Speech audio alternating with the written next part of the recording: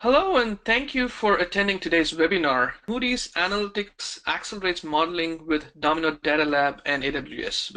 My name is Pratap Ramamurthy. I'm a solutions architect for Amazon Web Services. I work with ML and AI partners, and I will be your host and moderator for today's presentation. All right, let me introduce the other speakers today. In addition to myself, we have Mac Steele, Director of Product at Domino Data Lab, and Jacob Grada, Managing Director of Risk and Finance Analytics at Moody's Analytics. This is today's agenda. First, we talk about the shift in the financial industry.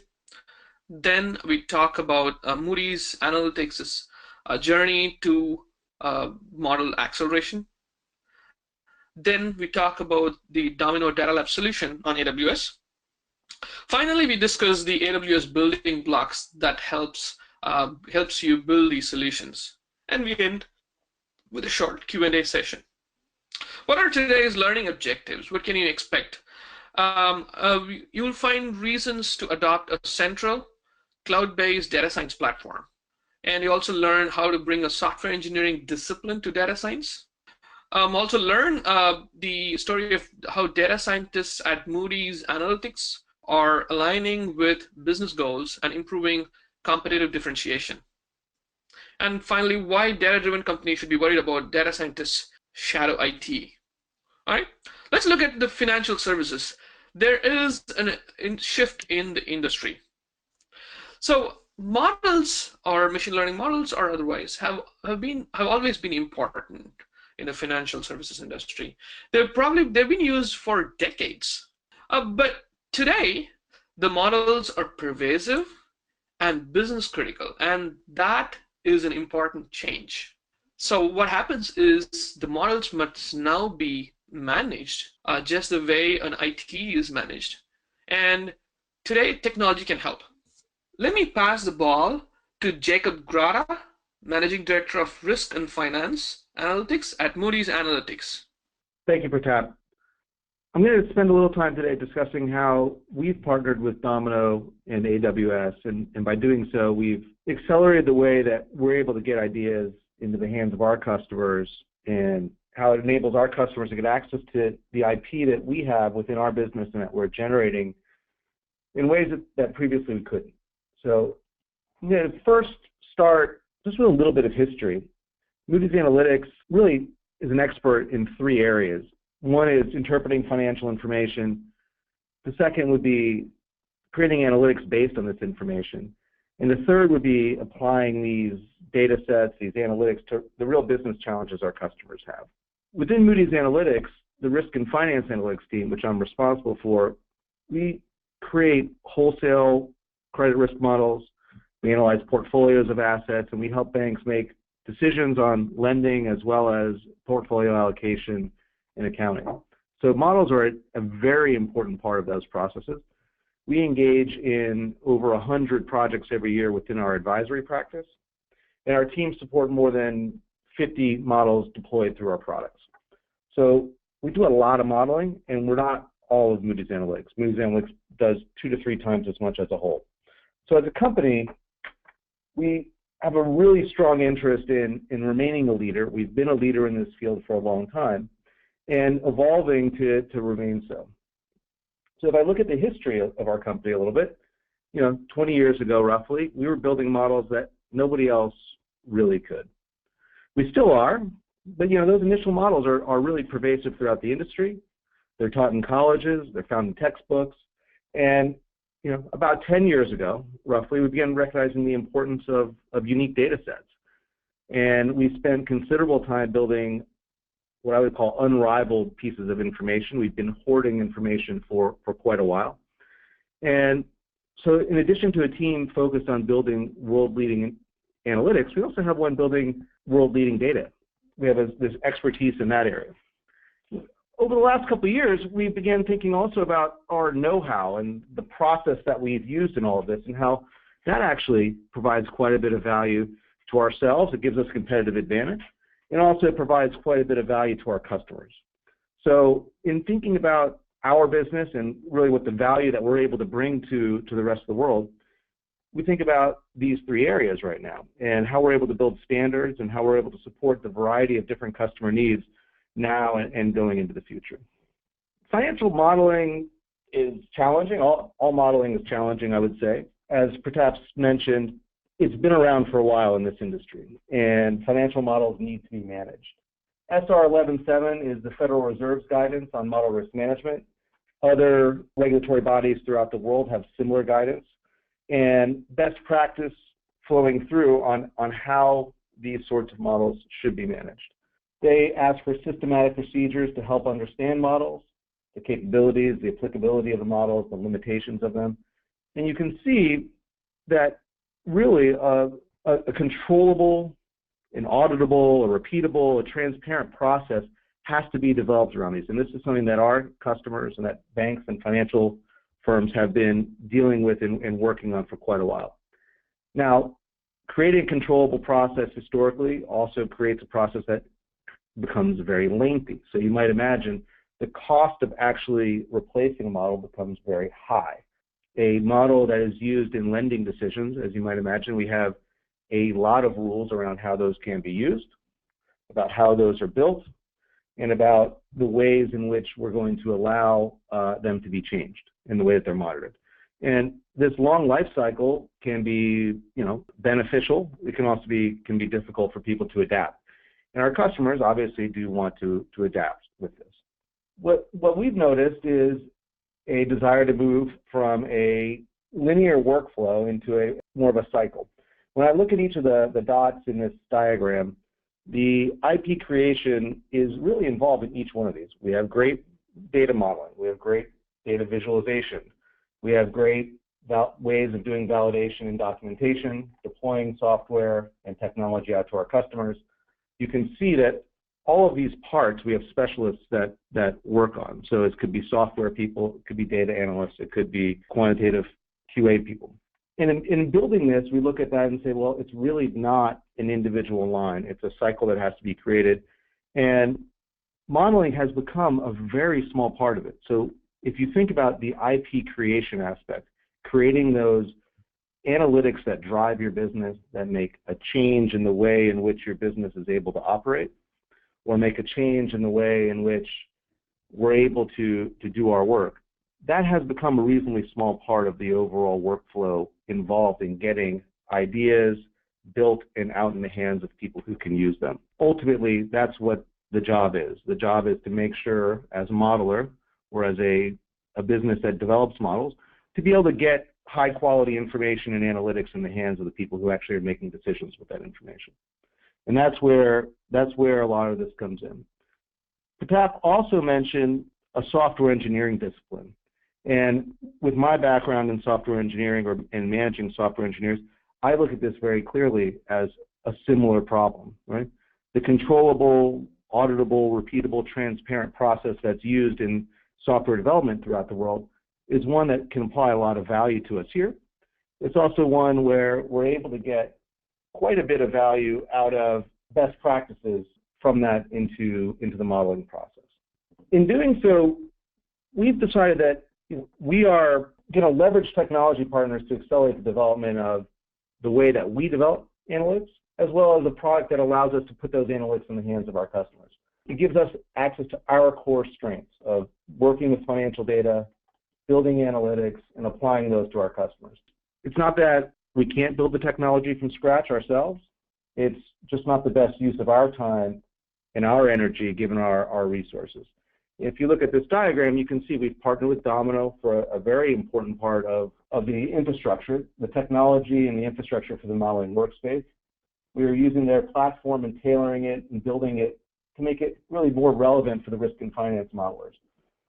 We're also deploying out onto AWS, which provides us with great scalability, great portability with data security and residency challenges.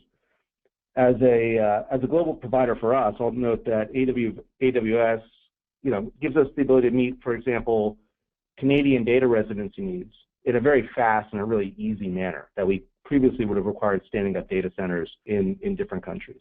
The know-how and the workflow coming from us, coupled with these partners of ours, allows us to really accelerate the way in which we are building models, the way in which we're doing our work, and the ways in which we're able to get that information into the hands of people who need to use it. I do want to spend most of my time talking about real examples, right? Because there's nothing as interesting as actual success in using this. So I want to move on to that. When I look at what we're doing, we are able to embed our intellectual property, data, models, know-how into a cycle, into a piece of software that has the aspects of model development, has deployment aspects, has aspects of control and validation that put the whole life cycle in people's hands. And the collaboration aspect really cannot be shorted in this, because previously, if I worked on some data and I handed it to someone to work on some models, who handed it to someone to do some QA, who handed it to someone to do some documentation, who handed it to a software developer to write some code, who did some more QA, you could imagine the amount of time that takes. By being able to work in the same workspace, someone doing quality assurance or someone doing model validation can see the work as it's happening, can ask questions, more information gets tracked, more information gets recorded, and we're able to share and understand and ask questions. An important aspect of financial modeling is really the ownership of the model.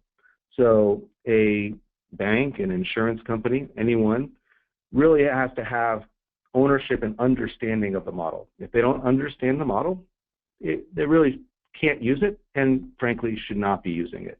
When we create information and analytics for our customers, a very large part of our role is that knowledge transfer. Building a model is great, it's fun, but unless the user knows what they're going to get out of it and knows when to use it, and importantly, when not to use it, we're not going to be successful. I mentioned that we have a long history earlier of collecting financial information and building analytics. I want to use this as an example of something that we did with this platform that I thought was really exciting and very interesting for us.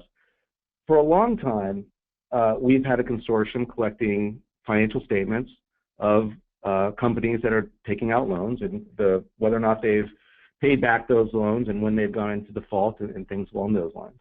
So we have millions of records. As part of our data cleansing, we've developed a pretty good process for figuring out does the financial statement this year, based on what I saw last year from that company, or based on its peers, make sense?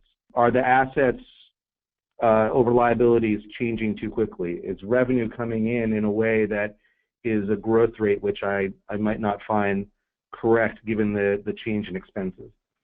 And we've been able to create financial flags that allow us in our processes to look at this. And we realized, well, this is pretty valuable. This is something that we think our customers would be interested in seeing.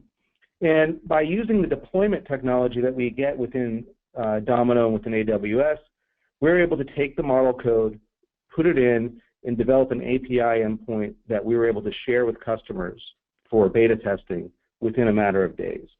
So rather than that long software development controlled process I mentioned earlier, we're able to really go from 0 to 60 in a few days and get feedback from customers who were able to tell us, yeah, this flag makes sense. These ones I would want to adjust. These are ones that I don't quite understand. Could you explain them to me a little bit better? After getting a little bit of feedback, we were able to make some adjustments, share adjustments almost instantaneously with them by redeploying the model back out to them, and eventually to embed this into a product that was released. And really we went, rather than taking a year, this probably took us a matter of a couple months, that process. Taking existing intellectual property, and the cost of deployment was so much lower that we're instantly able to get feedback and actually create a valuable product for our customers. So I think that's an important aspect of what technology can enable us to do.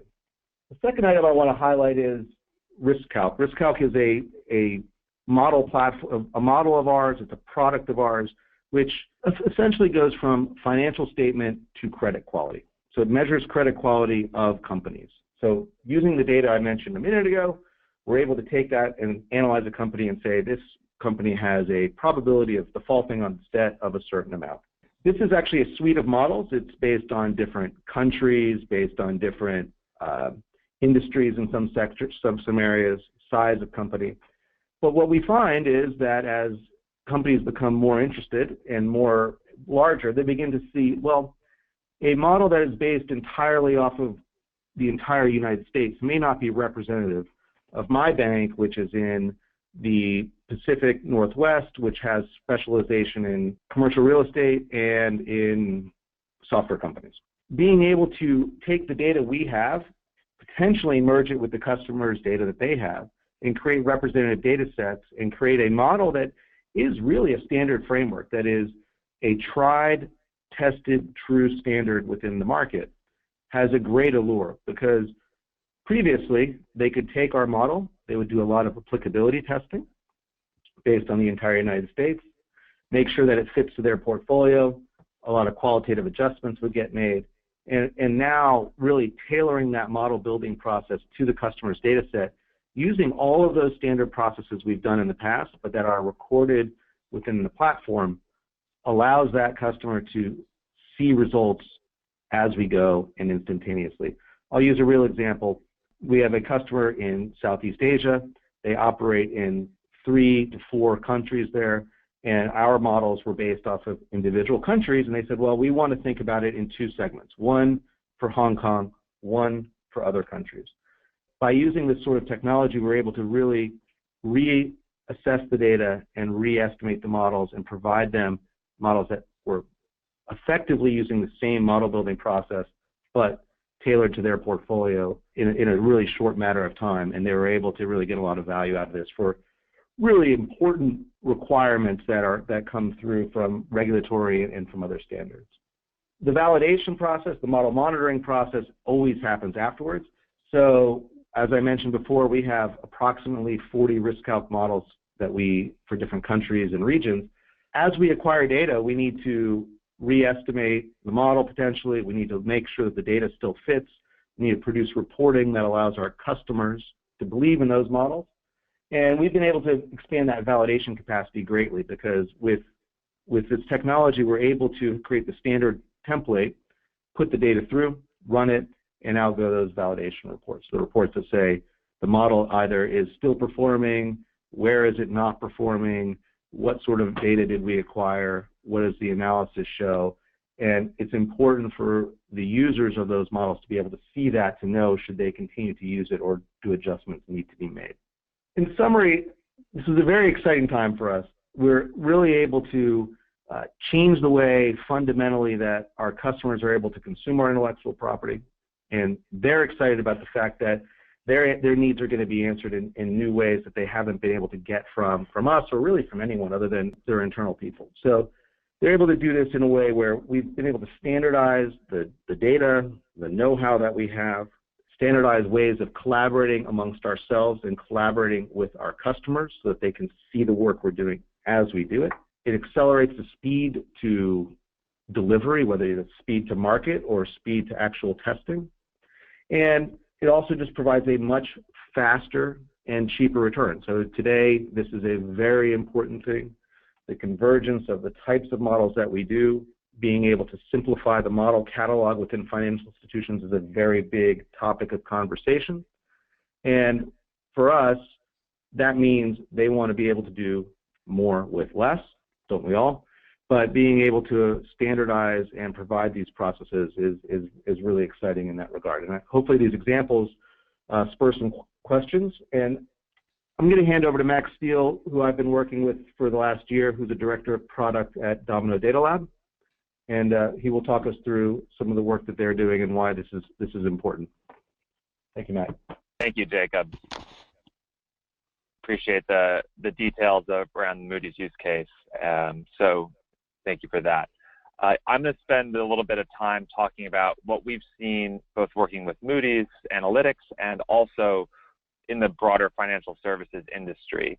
So I'm also going to do 2 polls in this section. So I want to get a sense of where people are. We've tended to see that a lot of people are hungry to know what other people are doing, sort of what the state of data science is in other organizations. So hopefully the polls will help. So I'm going to start with a poll around the number of models that people have in production right now. And Jacob talked about this a little bit. So We'll have someone pull this up right now. Take a few seconds to do this. Okay, the poll is complete, and I will share the results. All right. Thank you. So what we can see here, pretty good range here, and this is sort of consistent with what we've seen. Few people sort of don't have a lot of models in production. We've heard that, and we'll speak a little bit about that. Sort of a little over a quarter of you have sort of a couple dozen, if not more.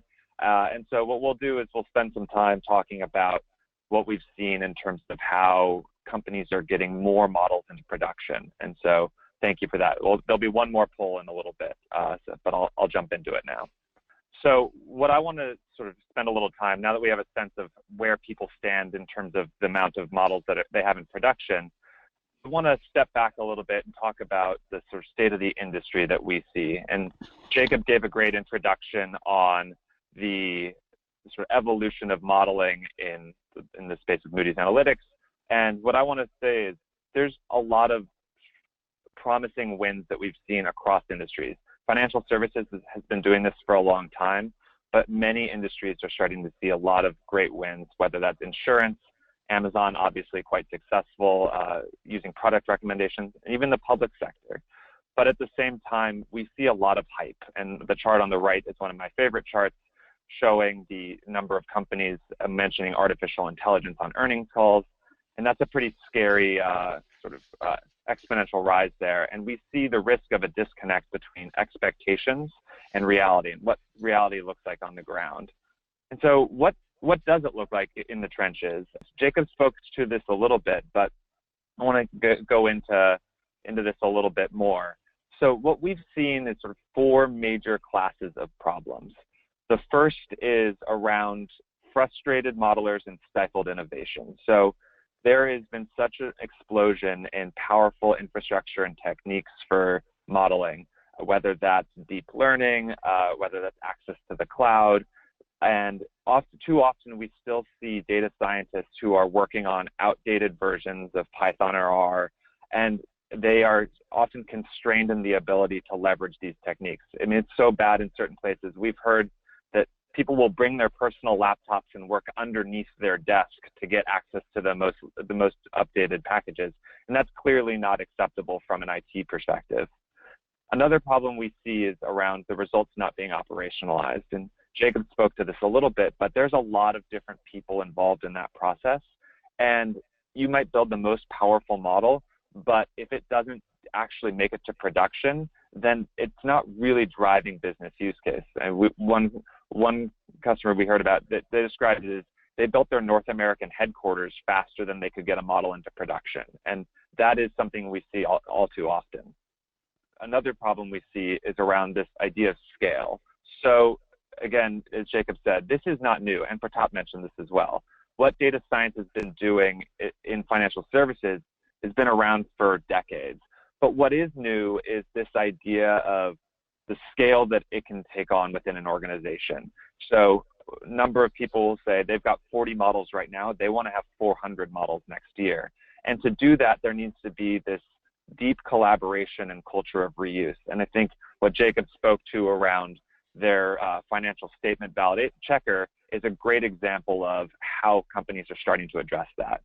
And the last is around this idea of risk and compliance. And so this is a critical step. I mean, many of us work in regulated industries, but the challenge is that it can take 30 to 40% of someone's time. And that ultimately can slow down the modeling process, and also can be a drain on people's morale, and at the same time probably not doing as much to truly reduce risk. So we see these as sort of the key problems facing financial service data science teams.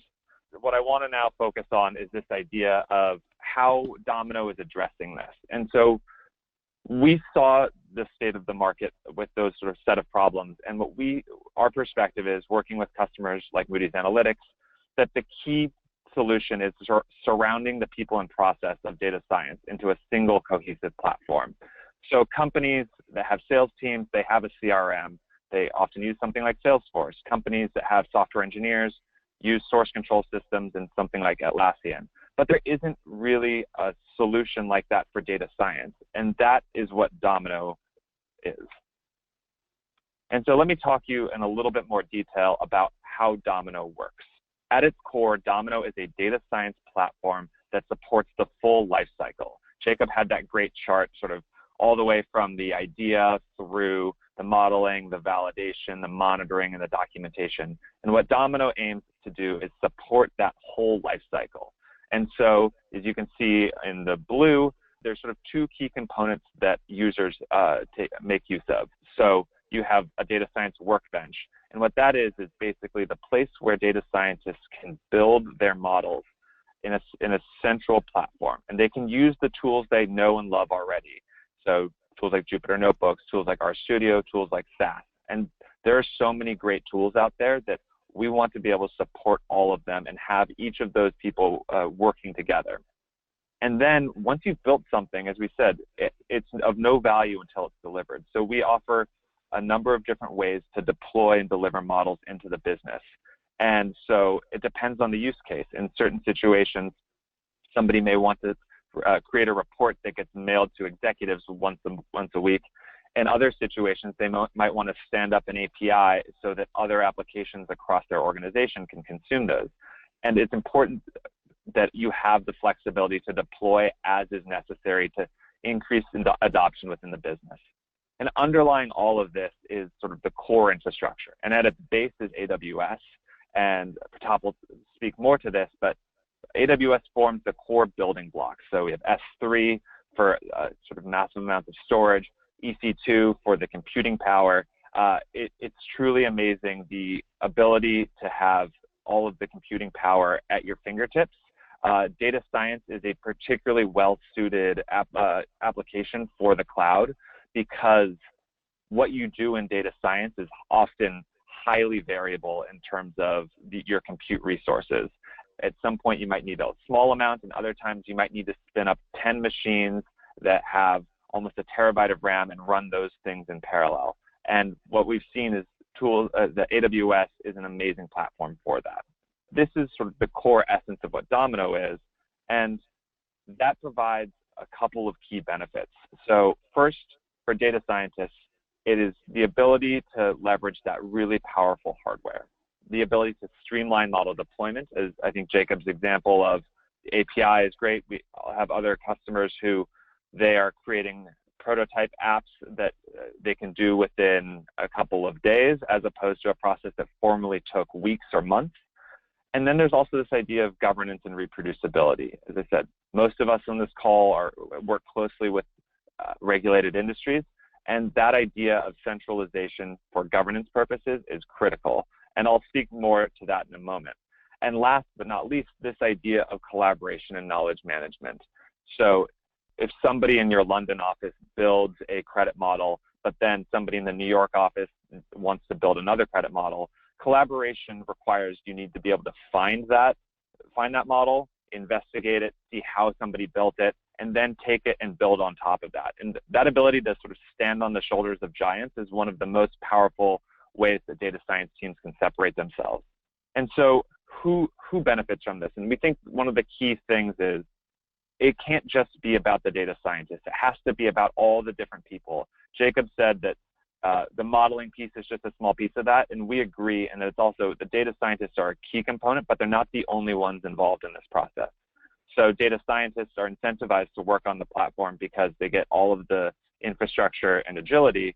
Data science managers get this key benefit of being able to see what's going on across the team. And so many organizations, they might have started out with 5 or 10 data scientists, but once you have 20, 30, 50, 100, it gets much harder to keep track of all the work that's going on. And furthermore, you want to make sure that it's easy to onboard people and mitigate the risk that somebody leaves. With the average tenure of a data scientist is 15 months, and it takes 3 months to onboard somebody, that's extremely expensive time that you're losing. Furthermore, the business benefits in terms of being able to integrate results into their processes. And finally, for IT and engineering, that security and auditability of what tools are people using, the ability to have transparency into how valuable resources like AWS are being used, and also that openness so that you're able to incorporate new tools and new packages as they emerge. The innovation in the open source community is something that is so powerful for this industry, and our goal is to make sure that enterprises across financial services can leverage that. The last thing I will want to say is this idea of reproducibility, and I think reproducibility is a key element in any data science process, but particularly in the world of regulated industries like financial services. So when I say reproducibility, what I mean is, how can you explain how a model was built? If a bond was given a certain credit rating, if someone was approved for a mortgage, a certain stock was traded, why did that happen? And so what Domino does is sort of keeps track of all of the dependencies that led to that full model lineage. So which version of the model was it? Was it V12 of your credit card model? Which code was written? Which software tools were used? Was it Python 2, Python 3? Which data was used? And then also what results were generated and what was the discussion? And so what we've seen previously is that oftentimes this is scattered across many different systems, hundreds of different emails. And if you try to go reconstruct how you got to a model result, it's almost a forensic exercise. But instead, what we try to do is we centralize all this work and do this automatically, and that lets organizations like Moody's Analytics and others focus on the things that they're great at, which is applying their domain expertise to challenging modeling problems. With that, I'll turn over to Pratap and let him talk you through how AWS is sort of forming the backbone of all of this. Thanks, Mac. Now let's look at the AWS building blocks and GRC that are relevant to the financial services. So we saw Jacob mention that he has a special hoard of data that they use for their modeling, and that is the truth, and that is how you differentiate your products and your models. And data is going to be the new currency to build your own special models. To be able to build models, you need lots of data, and you could get data from external sources, but the most valuable data is probably going to come from some internal mechanisms, from internal sources. A data lake solution helps you with that. What is a data lake? This is a different way of thinking about collecting data. Traditionally, data is stored in large data warehouses, which are our relational databases, which store structured data in predefined schemas. However, this is restrictive and creates bottleneck at data collection time. In a data lake, you don't have to choose the schema or the structure of the data. You just dump the data, and you try to make sense of the data. You don't try to make sense of the data when you're collecting it. You start dumping the data into a large repository, and you let the data scientists or data gurus search through the data at a later point in time. This is very similar to trying to win the lottery by buying all the tickets. Let's say you have a data. Now you need to start processing the data and utilizing the data in some way. You'll first want to shortlist the business cases that you're looking to address, and then work backwards from there. Once you have gotten down to one or two things that you believe you can change with the right kinds of insights, then this is the launch point. I'll share with you a starting point for some customers, which is a combination of automating part of the businesses and modernizing systems in the process. An example would be improving response times in a call center. You might have different response approaches and times depending on the channel that a customer communicates with you. But you want to standardize your first response to a customer to happen within 1 hour, regardless of the channel, whether it's a call center or a complaint on Twitter or leaving feedback in an app store. You would identify a starting place. That a starting place will be to modernize the event and capture the data, and focus on those that are most valued by your customers. The key action is to automate the capture of events and data. Then we will eventually look to automate response that gets triggered through the customer. So here is an example of a data pipeline. AWS offers building blocks that provides you the flexibility to build according to your needs. But we need to choose the optimal combination of services. in this data pipeline, the raw data is stored in S3 on the left side. This data is being scanned and cataloged by another service called AWS Glue. Once it is cataloged, you could use a processing engine like Amazon Athena or Redshift or EMR and process the data. In here, the last step in this pipeline, we're showing the last step as visualizing using a BI tool like Amazon QuickSight. This is just one example of how you could build a data pipeline. But the central piece to the data lake architecture is Amazon S3 that even Mac mentioned as the core to store data. The native features of S3 are exactly what you want from a data lake. This is nearly impossible to achieve with a fixed database cluster. Some of features are this is replicated across availability zones for high availability and durability. It's massively parallel and scalable. Low storage cost at less than 0.25 cents per GB. And storage scales independent of compute. Now let's look at other independent building blocks, right? Like I mentioned separating out the storage from the compute. Amazon building blocks lets you scale independently. There are importantly 4 other building blocks that you need to build a pipeline.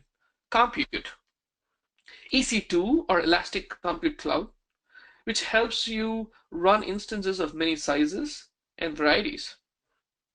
A new form of compute is Lambda functions, that's displayed on the left here, which lets you run code in response to events.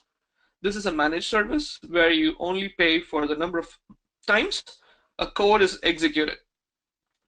The second is storage, S3. We've covered that already. Networking. A VPC or virtual private cloud lets you provision a private, isolated section of Amazon Web Services cloud where you can launch AWS resources in a virtual network that you define. Security. AWS Identity and Access Management, or IAM, enables you to create and manage users in AWS. And it also enables you to grant access to AWS resources for users managed outside of AWS in your corporate directory. Lastly, for deployment, we have CloudFormation. AWS CloudFormation gives an easy way to create a collection of related AWS resources and provision them in an orderly and predictable fashion. In this, specifically, I want to talk about the compute instances. The new P family of instance types.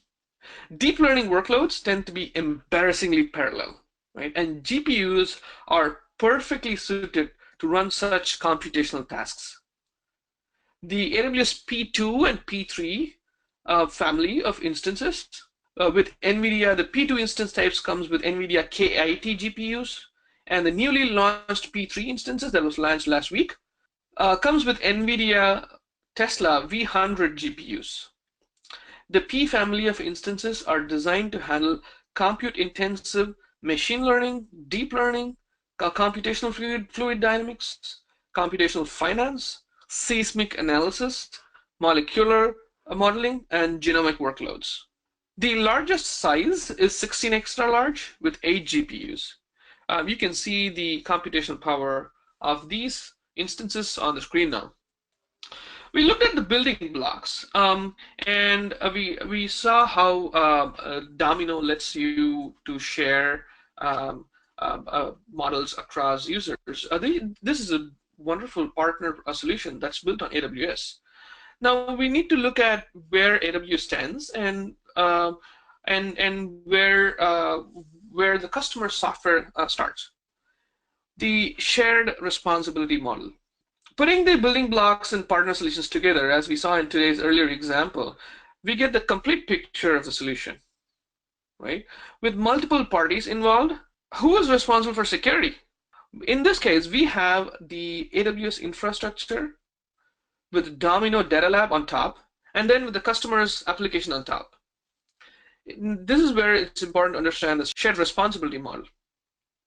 In this shared model, AWS operates and manages and controls the components from the host operating system and virtualization layer down to the physical security of the facilities in which the service operates.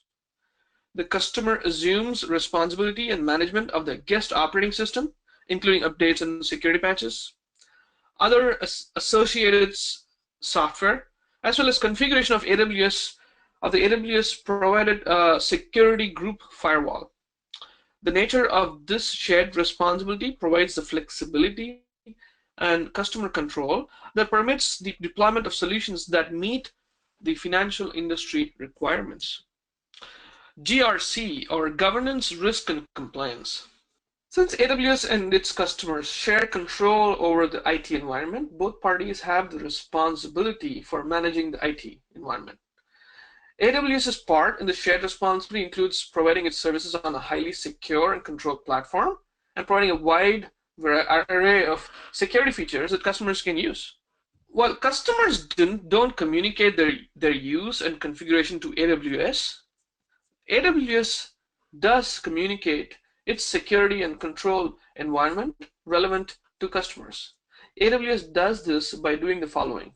One, obtaining industry certifications and independent third-party attestations, publishing information about AWS security and control practices in white papers and in websites, providing certificates, reports, and other documentation directly to AWS customers under NDA as required. We are certified and accredited by a wide range of regulators and industry bodies. Here is a list of key bodies that have either certified us or have a workbook of guidance showing you how to validate an AWS environment against these standards. There are too many of them, but I just want to mention a few. The top row, we have ISO 27001 for information security management, then ISO 9001 for quality management systems requirements, and you have many more. For more in-depth and for a complete list, I would ask you to refer to aws.amazon.com/compliance.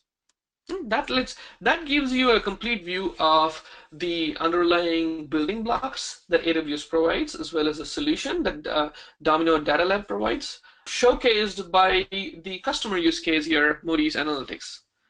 Let's open up for questions. So there's a question by Reed. Can we see the product? I assume this is for Domino. Mac, do you want to take this question? Sure. So I think it makes most sense given the time we have. When people want to see a more thorough overview of the product, to check out our website, and we have videos that we can share, and also happy to do a custom demo for people. So I want to be conscious of time, but I think definitely eager to show the product to people. So. Okay, this is for Jacob. Are there any specific benefits that you have seen since implementing this platform? Sure. I mentioned a few during the presentation of actual analytics that we've been able to build and deploy. I think another benefit, if I could say, is just I think the energy around that we've been able to generate around the modeling process within our company and the way in which we're able to think about the way that we help our customers. In the end, that's obviously what any company is about, and I don't mean to imply anything by that, but the group of people who do this work are vital to the customer, and the fact that our customers are able to more directly interact with them provides a lot of benefit to the customer and to us in understanding their problems, and we've seen a lot of that. Oh, thanks, Mac. This is a question from Jin Young Kim for Domino. Do you ingest data using Domino? Or maybe how do you ingest data using Domino? Sure, I can cover that. And so Domino typically sits on top of where you store your data. So, I mean, a lot of our customers use AWS, and they have tools like S3 or Redshift, and you can connect to those tools via your code. The way you normally connect to your data right now, you're just now doing through Domino. So that's how it works. And as I said, if you want to see a little bit more details about exactly how we do that, you go to our website, we also have a weekly webinar, which we're happy to go through that, and we definitely cover that in that video.